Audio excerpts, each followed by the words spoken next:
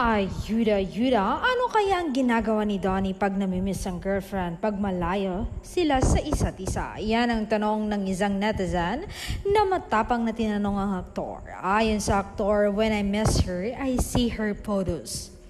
Read our old chats, I close my eyes and replay in my mind the moments we spent together, and then I miss her even more.